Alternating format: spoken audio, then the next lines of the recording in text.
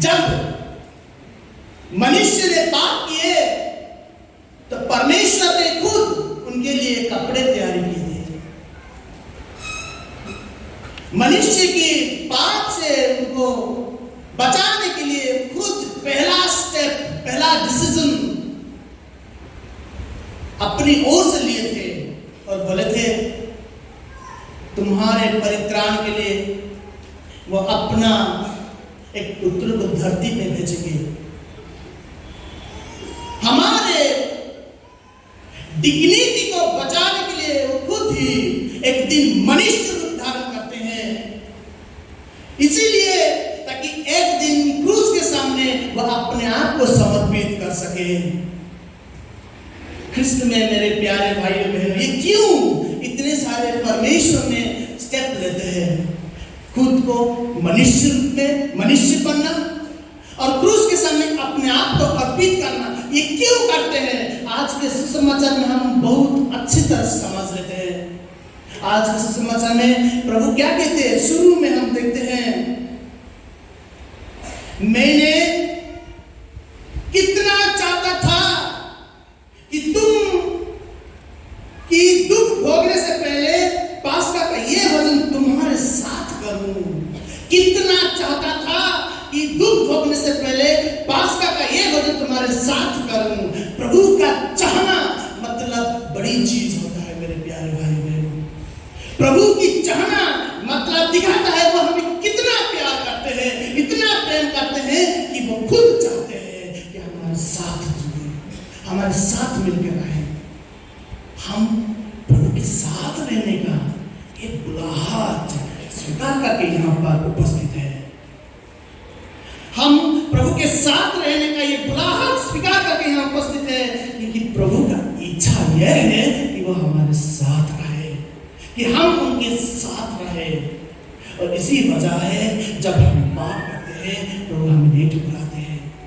वो जानते हैं कि हम शायद मनुष्य हैं, हम गलतियां के अधीन हैं, पाप की अधीन है, फिर भी उसने ये पहला स्टेप लेता है, अपनी इच्छा दिखाता है कि तुम्हारे साथ भोजन करने का मैं कितने दिनों से, कितने सालों से, कितने इच्छा के अनुसार उम्मीद के साथ बैठा हुआ था। और मेरे प्यारे भाइयों बहनों, काफी सालों तक लोगों ने उसी उम्मीद के सहारे में थे कि मसीहा आएगा, हमें उद्धार करेगा।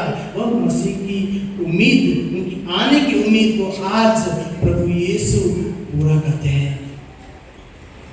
पहला पाठ में हम देखते हैं, ये होता है बाबिलोन एक्साइल के बाद। बाबिलोन का एक्साइल 586 साल में हो गया। उसके बाद 420-70 तक प्रभु के आने से पहले हम ये आवाज सुनते हैं, एक डोंकी के ऊपर होके, गद्दे के ऊपर होके एक मेमना जैसा वो आएंगे हमारे बीच में। अपने विनम्रता को दिखाते हैं, ऐसे विनम्र होके आएंगे ताकि हम उनके नजदीक जा सके। आज तो हम सुन लिए कि लोगों ने अपने कपड़ा फैलाकर प्रभु की स्वागत करते हैं। कुछ साल पहले जब मैंने इसी जगह पे गया था, बेथानी गांव में गया था, जहां से प्रभु यीशु का इस यात्रा शुरू करते हैं, यरूशलेम की ओर जाते हैं। अगर आप जाओगे देखोगे बेथानी गांव, जहां से लाजरुस मार्था मेरी का गांव है, वो जगह से जैसे प्रभु आ रहे हैं यरूशलेम की ओर, तो आपको वो बोलते हैं garden of olive, olive garden से लेके देके आना पड़ता है। यानी कि ऊपर से वो धीरे नीचे उतारेंगे, उतारकर वैली से होके पहाड़ चढ़ेंगे और यरूशलेम का मंदिर उधर है। उसी समय यरूशलेम का मंदिर एक ही मंदिर है जहां पर पाप क्षमा के लिए बलि चढ़ाया जाता था। और बाकी जो अपने अपने जगह में रहते हैं वहां पर से प्रार्थना कर सकते हो, बोलते हैं सिनागोग बोलते हैं, लेकिन मंदिर एक ही जगह है जहां पर बलि चढ़ाया जाता है। तो इसीलिए आप कहीं भी हो, कोई देश विदेश में भी हो, तो आपको पाप की क्षमा के लिए बलि चढ़ाने के लिए यरूशलेम मंदिर ही आना पड़ता था। और ये ऐसा त्योहार का दिन है। ऐसे वक्त पर काफी सारे लोग देश विदेश से आए हुए हैं यरूशलेम में बलि चढ़ाने के लिए। आप अपने मन में थोड़ा सोच के देखिए ये बलि जब चढ़ाते हैं, जो मेमना को काटते हैं, उनका खून जो बहाते हैं, वो खून कहाँ जाता होगा? वो मंदिर से, वो किड्रोन वैली से होके, वो पहाड़ के, जैतून पहाड़ के ढाल से होके वो खून बहता होगा। और यीशु मसीह बेथानी गांव से वही रास्ते से होके ऊपर आ रहे हैं यरूशलेम के। अपने ऊपर सारे सारे पापों की भार बोझ उठाते हैं, वो उठा के लेते हैं, क्योंकि वो मेमना है जो दूसरों की पापों के लिए अपना खून बहाएगा, कोई मेमना का बलि नहीं। और इस वक्त पर प्रभु यीशु एक डोंकी के ऊपर, गधे के ऊपर बैठ के आते हैं। जब मैंने गधे के बारे में सवाल किया था कुछ एक्सपर्ट्स लोगों को, वो बोलते थे कि गधा एक ऐसा जानवर है वो सीधे रास्ता निकालेगा। उनको मालूम है शॉर्टकट कैसा है, सीधे रास्ता निकालेगा। जितना भारी लगा दो वो उठा देगा, सीधे रास्ता लेके। पुराने जमाने में लोग गधे का इस्तेमाल इसलिए करते थे कि गधा आपको आसानी रास्ता लेके सीधा रास्ता पे जल्दी पहुंचाने का रास्ता निकाल देगा। प्रभु यीशु ने गधे चुनते हैं, एक मांसा जानवर जिसके ऊपर वो सवार रहे हैं, वो आ रहे हैं यरूशलेम की ओर, और लोगों के बीच में उन्होंने रास्ता निकाले आ रहे, और लोगों ने सारे खजूर के पत्ते उठा के होशाना गाते हुए आते हैं। क्यों? वो इंसान सिर्फ प्रभु का महिमा गाएगा जिसके अंदर प्रभु की प्रेम का एहसास है। प्रभु की प्रेम का एहसास जब तक नहीं होगा, हम कभी प्रभु का प्रशंसा नहीं कर पाएंगे। अब इसी लोगों ने प्रभु का महिमा, उनको प्रेम को एहसास कर चुके थे। जब लाजर 4 दिन का मरा हुआ व्यक्ति जीवित हो गया है, वो जान चुके थे कि इसी व्यक्ति ही मसीहा है जो हमें उद्धार करेगा।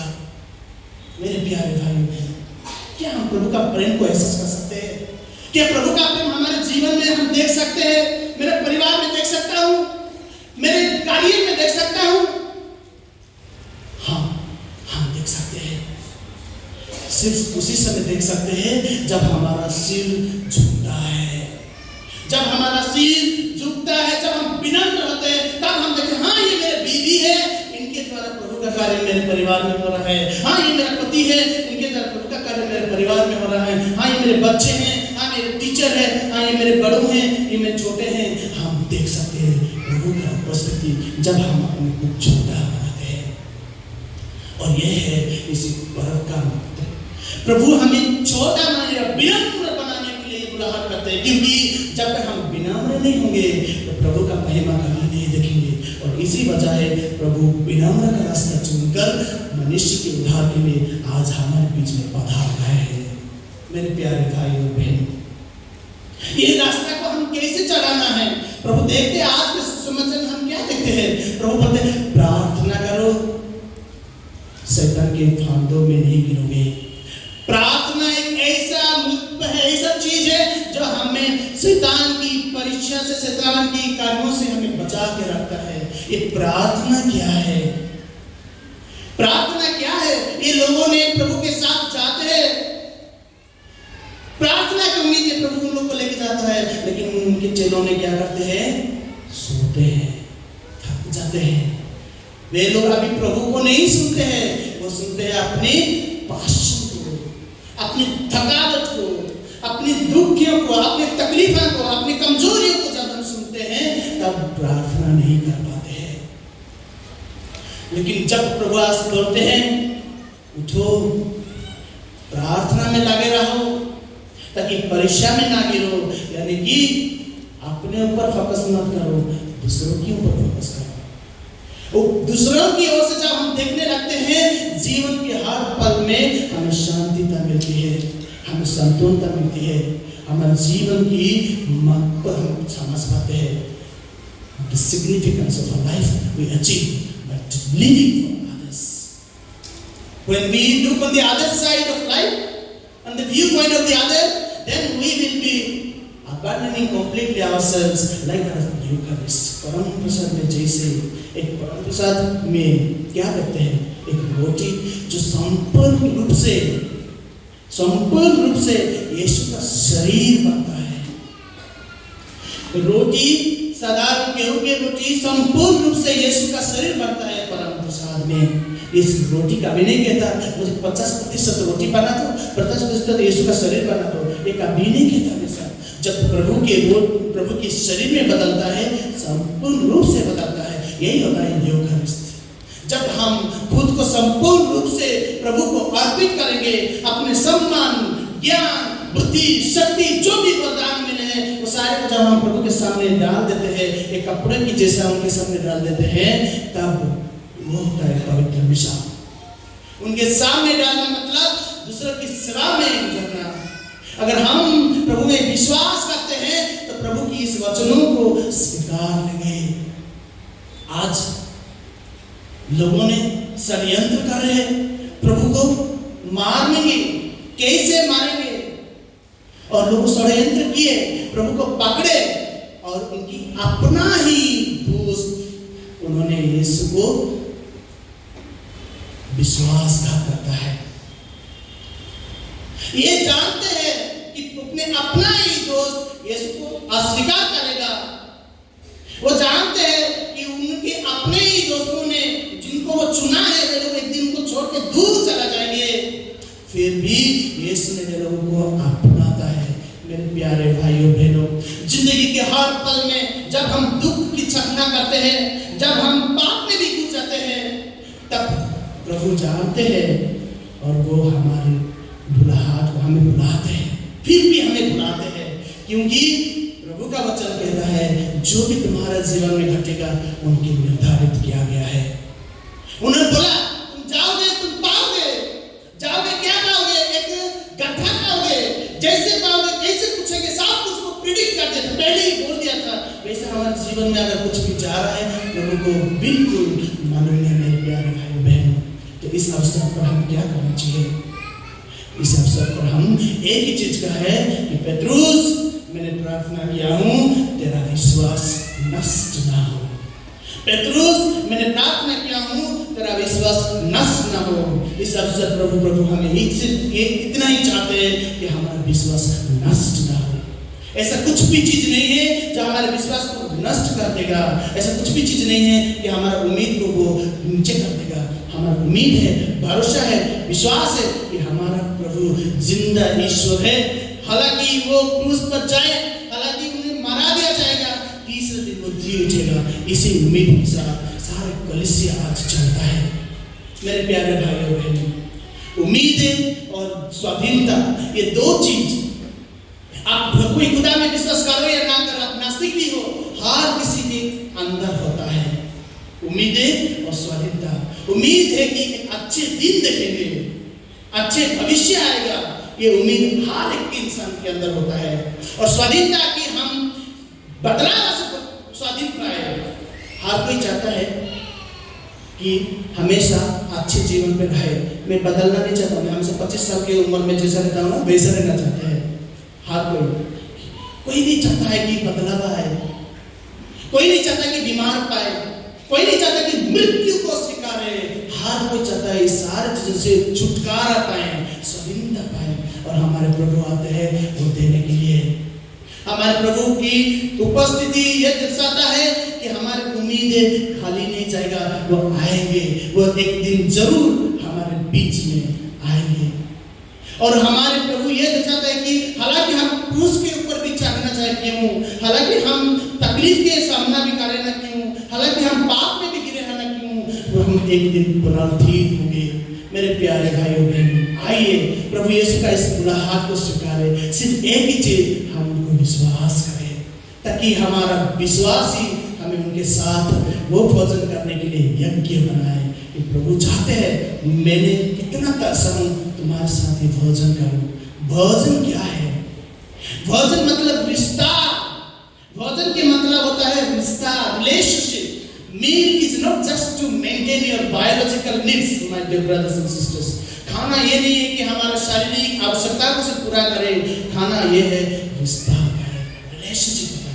आप में से कितने परिवार है जब अपने मेहमान आते हैं तो खाना नहीं पकाते हो? खाना पकाते हैं ना, अच्छा खाना बना के देते हैं ना, क्योंकि रिश्ता है। प्रभु यीशु रिश्ता ढूंढ रहे। प्रभु यीशु का आखिरी भोजन, ऐसे आखिरी जाने से पहले आखिरी आखिरी बार वो भोजन पे अपना संस्कार स्थापन करते हैं।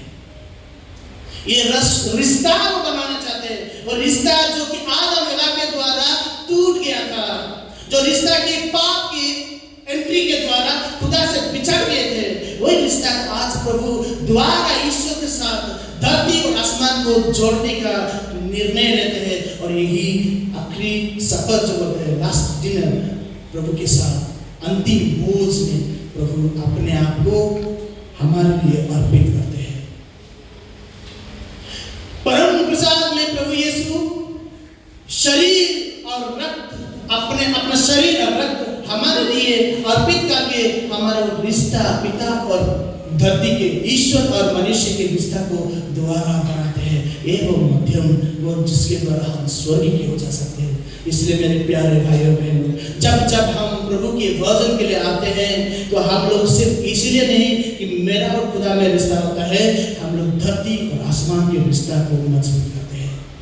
पाप और पुण्य के बीच में जो संपर्क है प्रभु की खून से बना जाता है, उसको हम स्वीकारते हैं। फिलिपियंस के नाम प्रभु यीशु के बारे में हम क्या सुनते हैं? संत पौलुस बोलते हैं, प्रभु यीशु अपने आप इतना छोटा किया, वह अपने आप इतना विनम्र किया कि सूली तक अपना जीवन कुर्बान कर दिया। इसलिए क्या पाया उसने? क्या पाए? ऐसा एक नाम पाए, ऐसा एक नाम पाए जिस नाम पे क्या होता है, सारे लोगों का घुटना झुकता है, सारे लोगों का जुबान बोलता है कि यीशु ही प्रभु है। मेरे प्यारे भाइयों बहनों, यीशु के नाम पर वो ताकत आज हमें प्रभु की अपने आप को अर्पण करने से मिला है। प्रभु अपने आप को जब अर्पित करते हैं, तब प्रभु को इतना ऊंचाई पर परमेश्वर ने बनाए, पिता ईश्वर ने रखते हैं कि उनके नाम पर सारे घुटने झुकेगा, हर जुबान बोलेगा प्रभु ही खुदा है, यीशु ही खुदा है। वो पावरफुल नेम, इतना शक्तिशाली नाम प्रभु को दिया गया है। अगर हम अपने जीवन में भी प्रभु की जैसा उनको स्वीकार करके विनम्र के जीवन बिताए, परिवार में एक दूसरे के साथ में आए, मदद करे, जीवन में आगे बढ़ने में प्रभु के साथ जाए, तब प्रभु भी हमारे नाम को ऐसा जगह में लिखेगा कि कोई नहीं मिटा सकता है। वो बोलते हैं स्वर्ग के किताब पर, इस यानी कि हम स्वर्ग राज्य का भागीदार बनेंगे। मेरे प्यारे भाई बहन, आइए हम इस में प्रभु से प्रार्थना करें। प्रभु हमारे विश्वास को मजबूत रखिए, हमारे विश्वास को मजबूत रखिए, ताकि दुख का सामना जब करे, परीक्षा के सामने जब आए, पापों के सामने जब करे, तब भी हम इतना उम्मीद रखें कि हमारे साथ है। एक दिन हमारा भी पुनरुत्थान होगा। प्रभु की वो पुनरुत्थान की पर्व की ओर अग्रसर करते हुए तो इस उम्मीद के साथ आइए हम इस बलिदान में भाग लेंगे, ताकि हमारा विश्वास हमेशा मजबूत रहे। क्योंकि हालांकि हम जो भी परिस्थिति में जाते हैं, प्रभु जानते हैं कि वो पहले ही निर्णय किया है हमारे जीवन में क्या क्या बीतने वाला है। आइए हम इसी उम्मीद के साथ प्रभु से विनती करें, ताकि प्रभु की प्रशंसा इस दुनिया में और इस दुनिया के बाद, मरने के बाद भी हम करते रहेंगे। इसलिए इस बलिदान में प्रभु से प्रार्थना करें। आमीन।